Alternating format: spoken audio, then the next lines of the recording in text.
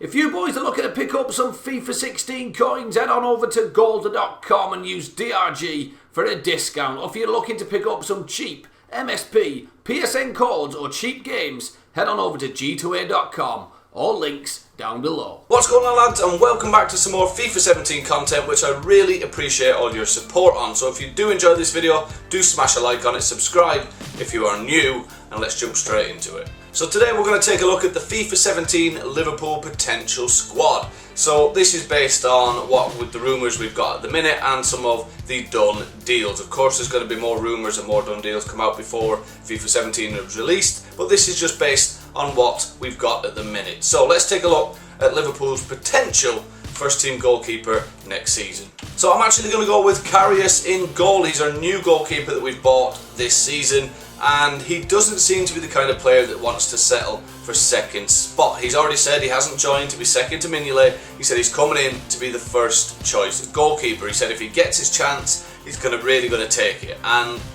Mignolet, we all know, he's a very, very good shot stopper. He's had some very good games for Liverpool, but he's very, very prone to mistakes. And if he makes a mistake and Karius is given a chance, I really do think he's going to grasp it, and I think he's going to be the #1 goalkeeper for Liverpool next season. Over at right back, no surprises, it's going to be Klein, who I do think has been very unlucky not to be in the England team, although Walker has done really well since he's come in. But we all know he's one of the best right backs in the Premier League. They're hard to come by. I think the only other ones, you have to say Walker, of course, and Seamus Coleman.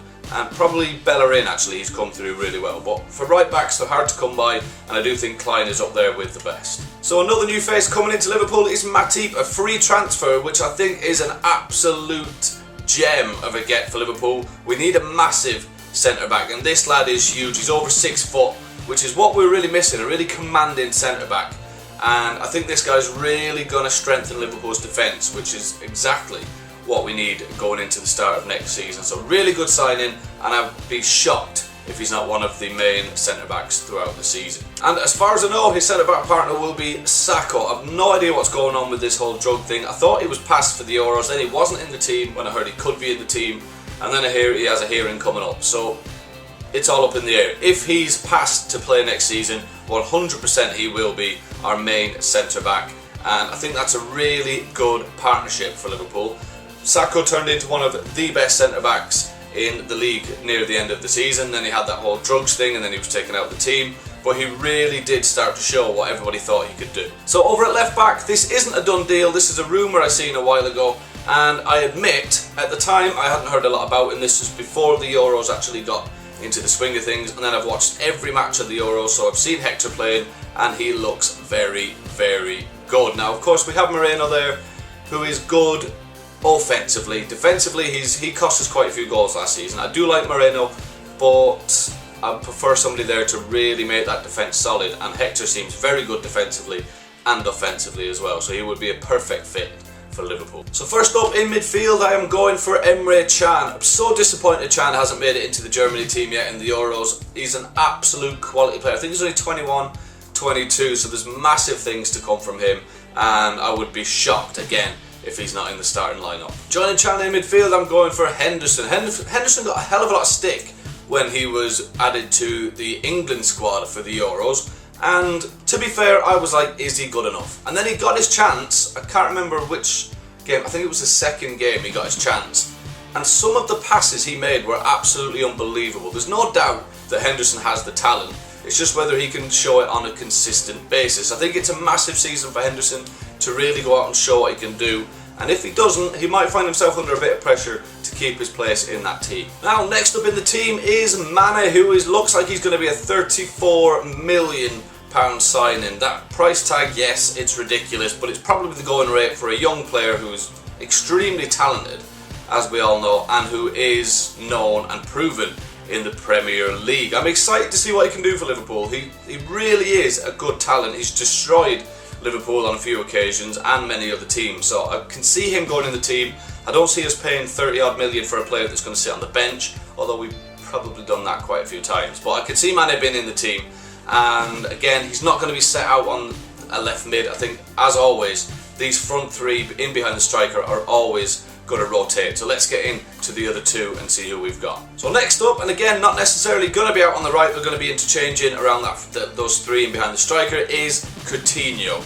He's obviously going to be in the team if we keep him. I've not seen many rumours recently, which makes me happy. Ever since they were knocked out of the Copa America, it's kind of died off because he was having an absolute banger of a tournament. I think he scored a hat-trick in one of the games, and I was just sitting at home going, oh no, the transfer rumours are going to start flowing now, the offer is going to come flying in.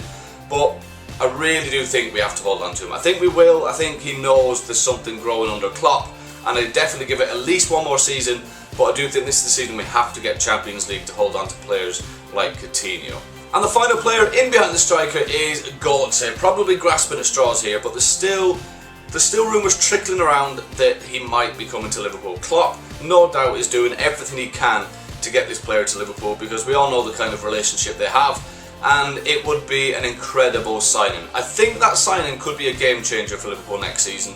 We need somebody like that in midfield that's really going to get everything ticking, playing balls into the striker. He's the kind of player that can run a game, and he's somebody that we really need. He's going to get goals, he's going to get assists, but again, is it going to happen? Only time will tell.